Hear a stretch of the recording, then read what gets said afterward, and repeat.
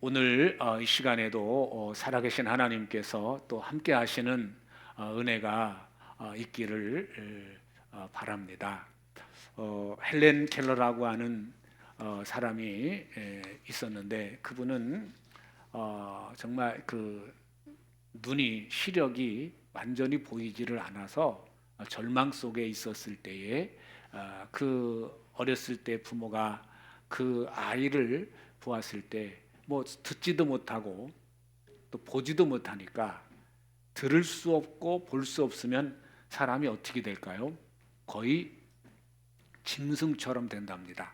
그러니까 못 알아듣고 또 못 보니까 뭐 느낄 수도 없고 또 이렇게 그러니까 그런데 이분에게는 그 아이를 헬렌 켈러를 가르칠 수 있는 아주 멋진 선생님이 있어요. 그래서 설리번이라고 하는 선생님이 늘 같이 가서 그 짐승같이 울부짖는 또 아무도 제어할 수 없는 그 아이에게 매일같이 찾아가서 이렇게 느끼게 하고 또 배우게 하고 그리고 말하게 하고 그래서 정말 듣지 못하고 보지 못하는 사람이었지만 이 설리반 선생님을 통해서 말할 수 있게 되고 또 연설까지 하게 되고 그래서 정말 수많은 사람들을 감동시키는 그러한 이렇게 강연도 이렇게 하는 그러한 삶을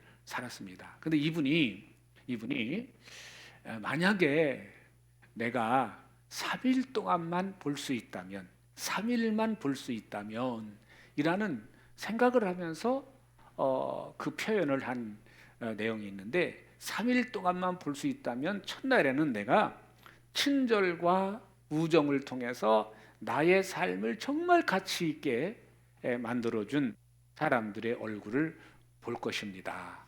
그렇게 이야기를 했답니다. 가장 먼저 나의 은사이신 설리반 그 선생님을 찾아가서 손끝으로 이제껏 만지면서 손끝으로 만지면서 느끼고 손끝으로 이렇게 만지면서 이게 뭐라 그러고 이 손의 감각을 통해서 손으로 보고 듣고 하는 일을 했는데 눈으로 볼 수 있으니까 가장 먼저 이 설리반 선생님을 찾아가서 그녀의 얼굴을 하루 종일 물끄러미 그녀의 얼굴을 바라보고 싶다. 그런 소원을 내렸고요. 그리고 그래서 그 내 마음속에 그 선생님의 얼굴을 꽉 내가 사진으로 찍어 놓겠다. 간직해 놓겠다라는 이제 그런 이야기를 했고요. 또 오후가 되면 오랫동안 숲속을 산책하면서 자연의 아름다움을 흠뻑 내가 적시고 싶습니다. 그리고 내가 그 해가 질 때 불타는 그 노을도 내가 보고 싶습니다. 그 첫날 그렇게 보내고 둘째 날은 인간 발전의 발자취를 보려고 내가 박물관으로 가겠습니다. 거기서 촉각으로만 느꼈던 손으로만 느꼈던 그 예술 작품들을 직접 눈으로 보고 알게 될 것입니다. 그날 저녁에는 영화나 연극을 보면서 시간을 보내고자 합니다. 그리고 다음날 새벽 일찍 일어나서 밤이 낮으로 바뀌는 그 가슴 떨리는 기적을 보고 있습니다. 보고 싶습니다. 그리고 셋째 날에는 많은 사람들이 오가는 그 요즘은 평범한 그러한 길거리에서 시간을 보내고 싶습니다. 도시에 여기저기에 다니면서 행복과 불행을 동시에 눈여겨보면서 그 사람들이 어떻게 살아가는 것을 보고 싶습니다. 헬렌 켈러는 그 설리반 선생님을 통해서 정말 이렇게 손으로 만져가면서 느끼고 보고 그러면서 손을 통해서 언어를 배우고 손을 통해서 이 혀가 어떻게 움직이는 것을 그 설리반 선생님의 그 혀를 직접 만져보면서 소리를 내도록 해서 정상인처럼 말을 하게 했는데 만약에 내가 3일만 볼 수 있다면 그것을 누리고 싶습니다. 라고 이렇게 이야기를 했어요. 참 이 설리반 선생님을 보는 거, 또 뭐 그 일상생활을 내가 경험하는 거, 또 내가 하루 동안 지내면서 자연을 만끽하고 또 이렇게 그 저녁에 해가 넘어가는 노을을 보고 또 새가 밤과 낮이 바뀌는 그 시간을 내가 보고 싶다. 그런 것들은요, 우리가 평생 동안 누리는 그러한 삶이죠. 그런데 우리는 그것이 정말 나에게 매일같이 주어지는 은혜이고, 나에게 매일같이 주어지는 하나님의 사랑이고, 나에게 매일같이 주어지는 그 감사한 삶이라는 것을 느끼지 못할 때가 훨씬 더 많습니다. 그냥 아침에 해가 뜨는 것이 당연한 것이고, 저녁이 되면은 멋진 노을을 보는 것이 우리에게는 당연한 거예요. 일상인 것이죠.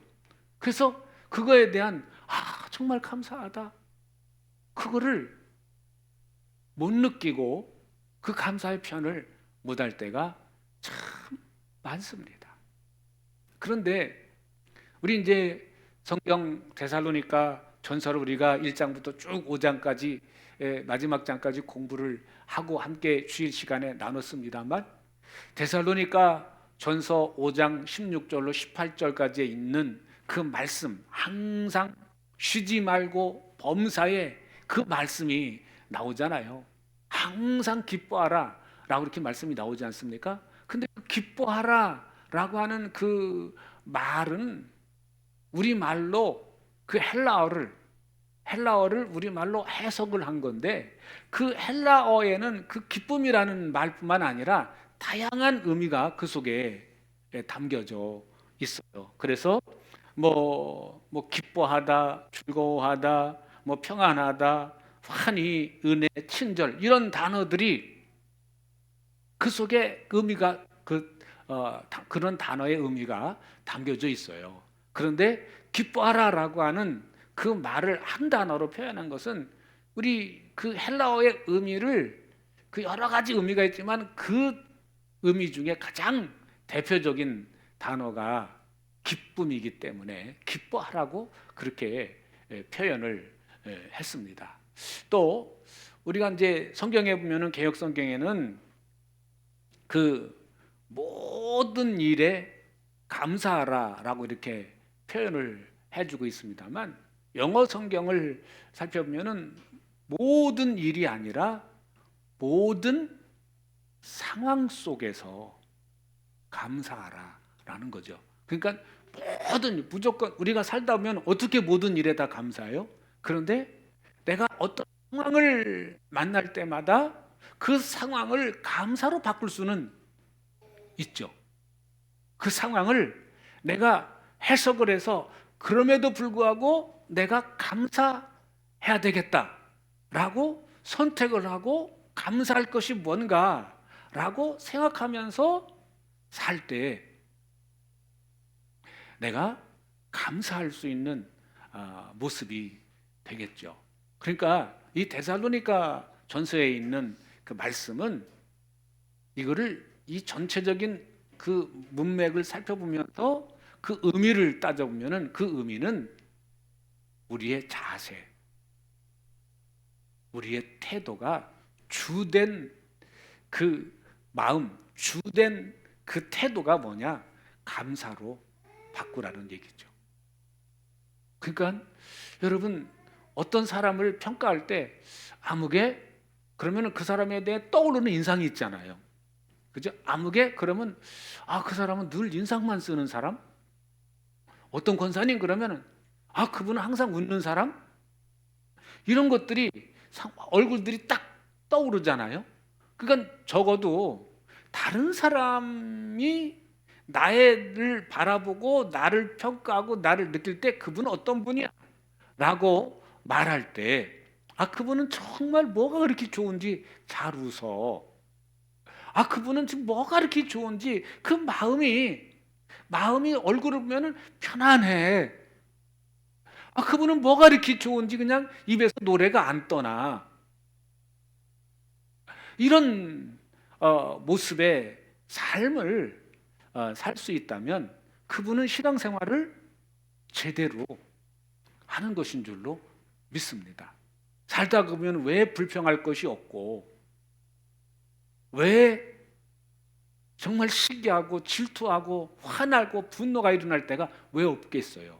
그런데 그런 모든 상황들이 우리를 짓누르기도 하고 우리의 마음을 어둡게 하기도 하고 힘들게 하기도 하고 괴롭게 하기도 하지만, 그러나 내가 그럼에도 불구하고 주님을 바라보면서 기도하면서 내가 감사를 선택하고 사는 것, 내가 찬송을 선택하고 그래도 감옥 속에서 그 바울 사도가 찬송하기로 결정하고 기도하는 가운데 찬송을 했을 때 그의 삶이 정말 찬송할 수 있는 환경으로 변화가 되었던 것처럼, 이 바울은 그런 삶 속에서 그런 경험을 수없이 경험을 한 결과 그 데살로니가 교회 성도들에게, 오늘을 살고 있는 우리들에게 기뻐하라, 기도하라, 감사하라, 그렇게 말씀을 하셨는 줄로 믿습니다. 그러니까 우리 믿는 사람들에게 있어서 감사는 해도 되고 안 해도 되고가 아니라 당연히 내가 예수 믿는 사람이고 내가 하나님의 백성이고 내가 하나님의 자녀이기 때문에 내가 감사하기로 결정하고 감사하고, 그러면 내가 감사한 것이 무엇인가? 내가 감사할 것이 무언가? 한 해 동안 살아가면서 하나님께 나를 어떻게 인도하셨나? 하나님께 나를 어떻게 도와주셨나? 어떻게 돌보셨나? 어떻게 지켜주셨나? 그거를 내가 자꾸 돌아보면서 묵상하고 생각을 하는 것이죠. 우리 사람은 가만히 있으면 화날 일이 자연스럽게 생겨요. 짜증날 일이 생겨요. 그런데 그런 것들을 받아들이지 말고, 그런 상황 속에서도 하나님이 나를 어떻게 도와주셨지? 어떻게 인도해 주셨지? 어떻게 축복해 주셨지? 그거를 생각할 때 그 감사의 제목들이 떠오르게 되고, 그리고 감사의 삶을 살 수가 있는 줄로 믿습니다. 제가 지난주에 말씀을 드릴 때 일기를 한번 써보십시오. 어떤 일기요? 감사 일기를 한번 써보십시오. 이 사회에서 그래도 유명 인사들 가운데 멋진 삶을 구현해내는 그러한 사람 중에 하나가 오프라 윈프리인데, 그분의 과거를 보면요, 10대 때 성폭행을 당해서 아이를 임신을 하고, 그리고 그 아이를 낳았는데 죽었어요. 그리고 또 스트레스를 많이 받으니까 계속 먹어대 가지고 그 체중이 아주 엄청 불어나는 그런 상황 가운데 도저히 답이 없는 그런 삶을 살았던 10대의 오프라 윈프리였지만, 그러나 그가 아버지가 자신을 버리고 떠났던 그 아버지가 예수님 믿고 그리고 다시 가정으로 돌아와서 그 딸한테 하나님을 소개시켜주고 예수 그리스도를 소개시켜주고, 그가 예수님을 믿게 되면서부터 그 삶이 꺼지기 시작하는데, 그래서 그가 늘 지금까지 평생 해오는, 매일같이 해오는 것 중에 하나가 감사일기를 쓰는 거예요. 감사. 5가지 감사를 매일같이 실천을 하고 있다고 합니다. 근데 그 감사 실천한 내용들의 일부를 제가 보니까 그렇게 이렇게 특별한 감사가 아니에요. 오늘 점심 때 혼자 밥을 먹을 수 있었는데 친구가 와서 함께 점심 식사하면서 교제할 수 있게 하셔서 감사합니다. 오늘 정말 이렇게 좋은 날씨 주셔서 감사합니다. 그냥 평범한 것들, 우리가 맞이할 수 있는 것들을 이게 하나님께서 내게 주신 좋은 선물이구나 라고 해석을 하니까 감사가 되는 거예요. 여러분, 우리의 삶 감사로 변하고 또 감사로 바뀐다면 어떻게 될까요? 감사할 때 일어나는 그러한 모든 기적들이 과학적으로 연구가 많이 되지 않습니까? 그래서 감사할 때 그 밥을 해놓고 그 감사합니다, 감사합니다, 고맙습니다라고 표현했을 때 그 곰팡이가 균이 들어오긴 하지만 아주 하얀 깨끗한 곰팡이가 들어오고 싫어, 미워, 나빠라고 하고 그렇게 표현했던 그 밥은 정말 시커먼 보기 흉한 곰팡이로 변하게 됐다라고 이렇게 그 방송국에서 테스트해서 또 그렇게 화면으로도 나오고 그렇지 않습니까? 그런 것을 보면 하나님께서 이거 감사하라, 기뻐하라, 기도하라 라고 하는 것을 말씀을 보면서 쥐어서 이것이 너희를 향하신 하나님의 뜻이다. 그리스도 예수 안에서 너희를 향하신 하나님의 뜻이다. 이 말을 좀 바꿔서 왜 감사하라고 했을까? 왜 찬송하라고 했을까? 그것은 나를 너무너무 기뻐하시고 나를 너무너무 사랑하신 우리 아버지 하나님께서 내가 이 땅에 육신의 몸을 짓고 사는 동안에 행복하시기를 원하셔요. 여러분, 내 딸이, 내 아들이 있다면 그 내 딸, 내 아들이 행복하게 살기를 원하세요? 아니면은 정말 저주받은 삶을 살기 원하세요? 부모라면요, 내 자녀들이 행복하게 그 인생을 살기를 원할 겁니다. 그래서 늘 자녀들을 위해서라면 그 자녀들을 위해서 기도할 때 나보다는 좀 나은 삶을 살기 원합니다. 나보다는 더 잘된 삶을 살기 원합니다. 그 기도를 하지 않습니까? 아니에요? 그래서 내 자녀들이 나보다 더 멋지고 나보다 아름다운 삶을 살 때 질투가 아니라 그게 오히려 자랑거리가 돼요. 지난번에 우리 장로님 그 가족들이 와서 이렇게 특송도 하고 그랬지 않습니까? 그 우리 장로님 얼굴이 보니까 막 일그러진 얼굴이 아니었어요. 그때 얼굴이 흐뭇해가지고 그 표정이 내 자녀들이 저렇게 멋지게 신앙생활하고 아름답게 하는 그런 모습 보니까 너무 좋은 거예요. 너무. 여러분, 내 자녀들이 잘 될 때, 내 자녀들이 하나님 앞에서 멋지게 살 때 부모의 마음이 흐뭇하고 부모의 마음이 행복한 것이 당연한 거지요. 근데 우리 하나님 누구라고 부르십니까? 하나님 아버지라고 말해요. 우리 아버지이신 하나님께서 우리에게 기뻐하라, 감사하라, 기도하라. 이게 그리스도 예수 안에서 너희를 향하신 하나님의 뜻이다 라고 말씀하신 것은 내가 이 땅을 살면서 행복하고 건강하게 살기를 원하시는 아버지의 마음인 줄로 믿습니다. 여러분, 이왕이면 행복하시고 이왕이면 건강하게 사시기 바랍니다. 그러려면 뭐 하라고요? 감사한 삶을 살아. 감사를 선택하고 내가 감사한 것이 무언가 그걸 생각하면서 감사의 조건들을 자꾸 찾으라는 것이죠. 그래서 성경 속에는 곳곳에 그 얘기들이 나와요. 다니엘과 세 친구들 보면은 그리 아니하실지라도 나는 나 하나님 믿는 사람이니까 절대 우상 섬기지 않겠습니다 라는 것은 그리 아니하실지라도 하나님이 지켜주실 겁니다. 당신이 나를 저 뜨거운 풀무소 속에 집어넣는다 할지라도 내가 믿는 하나님은 나를 능히 지켜주실 수 있습니다.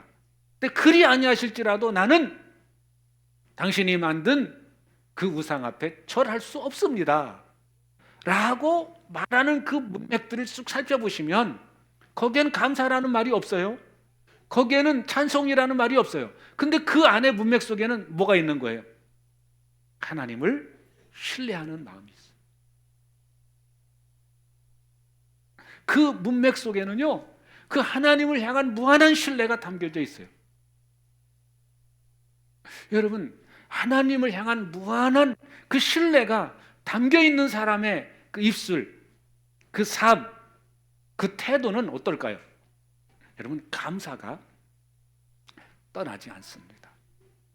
다니엘서 6장에 나오는 그 이야기를 봐도 다니엘은 정말 자기를 억울하게 정말 누명을 쓰게 해서 사불 속에 집어넣으려고 하는 그 함정을 알았음에도 불구하고 하나님 앞에 하던 대로 감사했다고 그랬어요.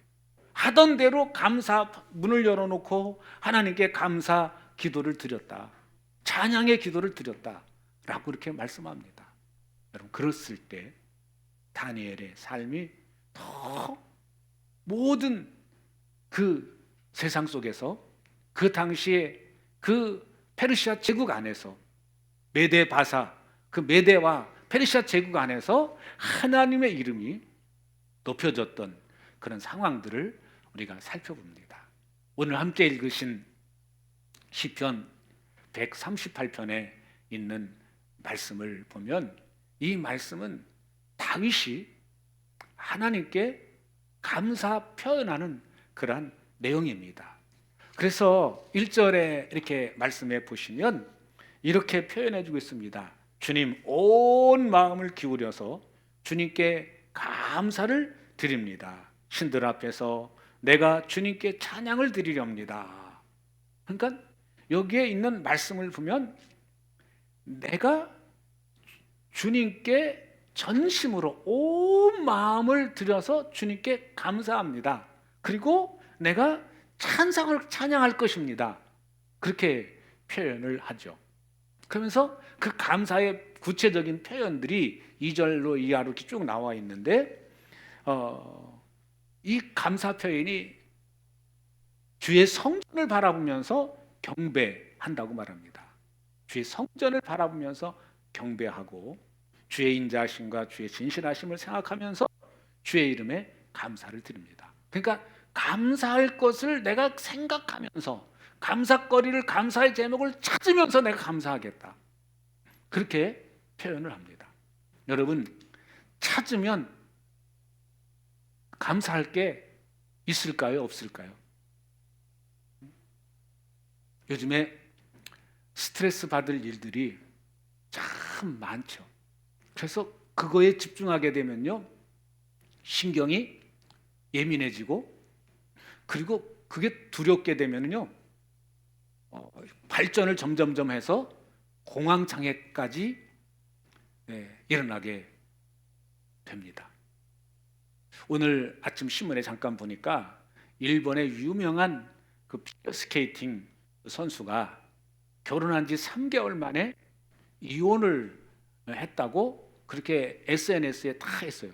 그 이혼한 이유가 뭐냐라고 말하니까 결혼을 했는데, 좀 쉽게 말하면 파파라치들이 그 사람들의 삶의 일거수일투족을 다 숨어가지고 지켜보고 사진 찍고 비디오 촬영하고 도저히 감당할 수 없으니까, 뭐 그 유명한 뭐 3번이나 금메달을 딴 선수니까 그 친구는 이미 매스컴에 다 드러났지만 결혼한 그 부인은, 여자는 너무 무섭고 너무 두려워가지고 밖에를 한 발짝도 못 나갔다고 합니다. 그 스트레스가 막 극심해지니까 도저히 이런 지옥 같은 삶을 내가 못 살겠습니다. 그래서 그 여자의 가족들 전체가 사진 촬영의 대상이 되고, 뭐 그것도 해코지 하는 사람도 개중에 있고 막 그러니까 도저히 감당이 안 돼서 그냥 차라리 결혼을 포기하겠다. 그러니 이제 더 이상 그 피겨스케이팅 선수가 하는 얘기가, 더 이상 이제는 이혼했으니까 관심 끄라라는 그 내용을 이제 이렇게 SNS에 보내고, 그것이 이제 전 세계 또 그 이슈가 되고 또 그 이제 뉴스거리가 되고, 그래서 저까지 그 일본 사람 누군지 알지도 못하는데 그 피겨스케이팅 선수 이야기가 또 뉴스가 돼서 이렇게 나오게 됩니다. 여러분, 우리가 하루하루 살면서 정말 어두운 것을 내가 붙잡고 어두운 소리를 듣고 어두운 것을 보고 난 다음에 내가 그 어두운 것을 내가 마음에 받아들여서 집을 짓기 시작하면요, 내 삶을 망가뜨려 버립니다. 요즘에는요, 우리 눈을 통해서, 귀를 통해서 안 좋은 것들이 너무나도 많이 들어오죠. 언제든지 그 속에 빠질 수가 있습니다. 어제는 또 그 10살도 안 된 어린아이가 10층 아파트에서 이 주먹만한 돌덩어리를 떨어뜨려 가지고 그 거리를 계단을 오르 70대 노인 한 분이 즉사를 했다고 그럽니다. 그 유가족들은 이 잘못을 누구한테 물어야 됩니까? 그 아이한테 물어야 됩니까? 그 부모에 됩니까? 그 아이는 이제 10살 미하니까 촉법소년도 아니고 어떻게 감당이 안 되는 거예요. 너무 그 억울한 마음이 막 있어서 이걸 어디다 내가 물어야 됩니까? 이 책임을. 여러분, 이처럼 우리 삶 속에 보면요, 그런 억울한 일들, 여러분들의 삶 속에도 올 1년 동안도 그 어두운 그런 일들이 계속 중간중간 있었을 것입니다. 그런데 만약에 여러분이 그거를 붙잡고 계속 묵상했더라면 오늘 이 자리에 앉지 못했을 겁니다. 다윗의 삶을 놓고 봐도 그래요. 그 삶 가운데 어두운 면이 얼마나 많은지 몰라요. 근데 다윗은 그런 수많은 어려움들이 있었지만 그 어려움을 하나님께 맡기고 여호와는 나의 목자시니 라고 고백하면서 나는 부족함이 없다. 내가 원수의 상 앞에서 내가 편안히 원수 앞에서도 내가 밥상머리를 대하고 편안하게 대할 수 있다. 사망의 음침한 골짜기를 다닐지라도 내가 두려워하지 않을 거는 해를 두려워하지 않을 거는 주께서 나와 함께 하시기 때문이다. 이거를 읊조리면서 이거를 고백하면서 다녔어요. 오늘 본문의 말씀에서도 내가 전심을 다해서 감사하겠습니다. 뭘 감사하냐? 내가 하나님께 예배하면서 감사할 겁니다. 예배를 통해서 감사할 겁니다. 그리고 정말 주님께서 나를 어떻게 인자를 베푸셨는지, 어떻게 나를 진실하게 대하셨는지를 내가 묵상하면서 감사거리를 찾으면서 감사하겠습니다. 이렇게 고백을 하고 있습니다. 또 3절에 보시면 내가 부르짖었을 때에 주께서는 나에게 응답해 주셨고 내 영혼에 힘을 불어넣어 주셨습니다. 자신의 삶을 돌이켜보니까 내가 하나님 앞에 힘들고 답답하고 어둡고 정말 고통의 나락을 걷고 있을 때 하나님하고 엎드려 기도했더니 하나님이 도와주신 그러한 것들이 새록새록 떠올라요. 기도 응답해 주신 것들이 있어요. 그러니까 그때 하나님이 나를 그때 붙잡아 주시지 않고 그때 하나님이 나에게 응답 주시지 않았더라면 나는 지금 내 모습이 어떤 모습이었을까 생각하면서 감사한다는 거예요. 우리 김옥순 권사님 결혼한 지 얼마 안 돼서 다 집안이 그냥 풍비박산 날 것 같은 상황이 되고 다시 친정 동네로 이사 와가지고 그래도 힘들고 어렵고 그럴 때 그때 예배당 가가지고 밤새도록 기도했더니 하나님이 그냥 기쁨 주시고 감사 주시고 또 은사를 주시고 막 그래가지고 그것을 이겨낼 수 있었다. 그 얘기를 여러 번 들었어요. 여러분 그거 생각하면 응답해 주셨던 그거 생각하면 감사가 나올 수밖에 없죠. 그래서 우리가 살면서 감사를 혹시 잊어버렸다면 과거에 나에게 응답해 주신 하나님, 나를 지켜주신 하나님, 내가 부르짖었을 때 내게 음성 들려주신 그 하나님을 생각하면서 감사할 수 있으시기를 주의 이름으로 축복합니다.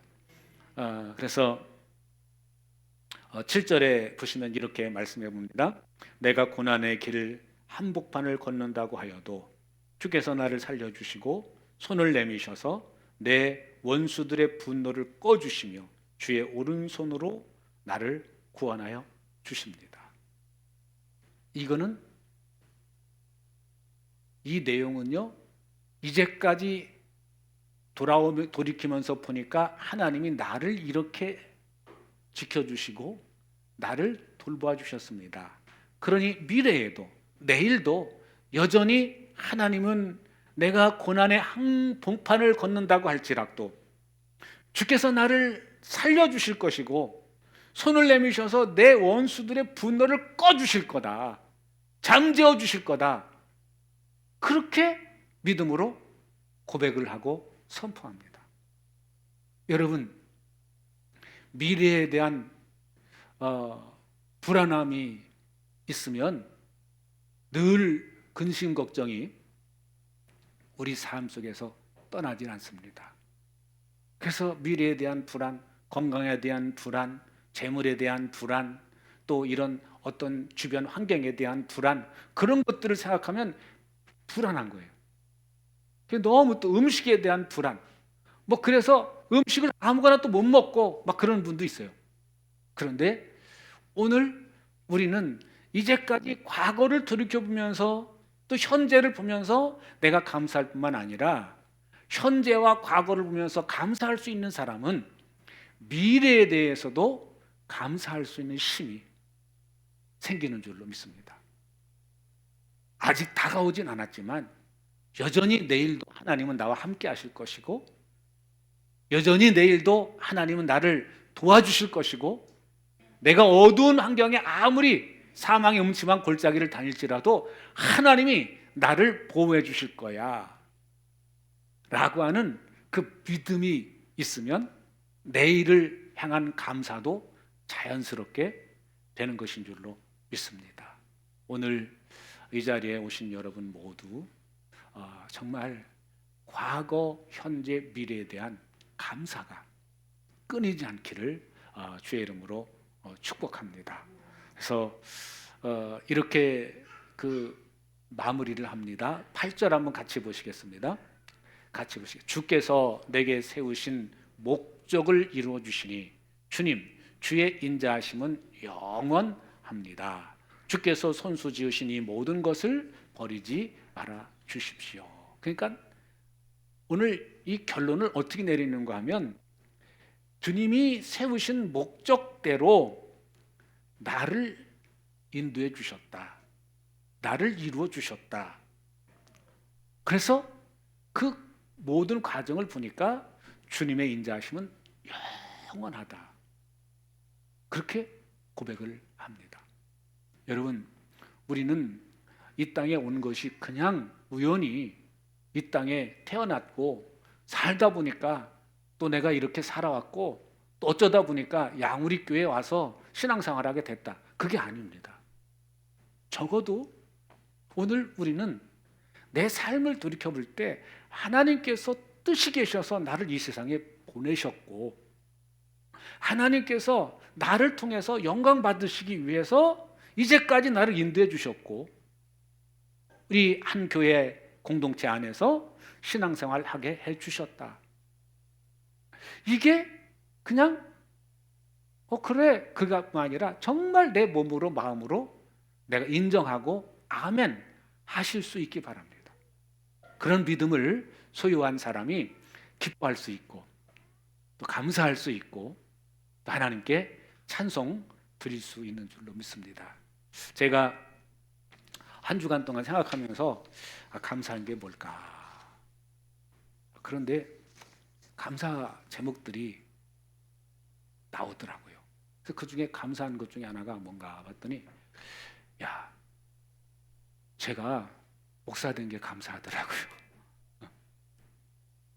제가 이렇게 매 주일마다 강단에 서서 말씀을 전할 수 있는 것이 기적이기도 하지만 또 감사하더라고요. 하나님이 나를 통해서 말씀을 또 전할 수 있도록 인도해 주시니 또 하나님의 하나의 말씀을 전하는 통로가 되게 한다는 게 너무너무 감사한 일이에요. 또 우리 집사람이 그 전에 자주 썼던 용어 중에 하나가면 아무것도 없던 나한테 시집 왔다고 아무것도 기댈 것이 없는데 나를 결혼해 줬다고 감사해야 된다고 그런 얘기를 한 적이 꽤 있었거든요. 정말 뭐 없었거든요, 아무것도. 그래서 오늘 아침에 이제 새벽에 일어나서 가만 생각해보면 진짜 그러네. 참 사실 어떻게 보면은 제가 가진 것이 별로 없었거든요. 건강도 썩 좋지도 못했고 가진 것도 뭐 사실은 뭐 기댈 게 없었어요. 그런데 철썩 믿고 나한테 와서 평생 또 옆에서 나를 떠나지 않고 있어준 거 생각하니까 감사하더라고요. 여러분, 그 외에 이제 또 이렇게 몇 가지 감사를 제가 직접 써보니까 한 7, 8가지가 감사 제목들이 나오더라고요. 여러분, 안 해보셨다면 오늘 예배 드리고 난 이후 식사하시고 집에 가셔서 한번 감사한 것이 뭔가, 내가 감사할 것이 뭔가, 감사한 것이 뭔가, 그걸 한번 기록해 보시기 바랍니다. 그럼 실제 감사 제목들이 나타나요. 그러면 오늘 하루 사는 것이, 눈뜬 것이 기적이죠. 그래서 여러분, 우리 적어도 양우리교회 출석하시는 한 분 한 분들은 다 하나같이 감사가 매일같이 새록새록 속에서 떠오르시는, 그래서 감사를 표현하시고 감사를 실천하시며 사시는 여러분들이 되시기를 바랍니다.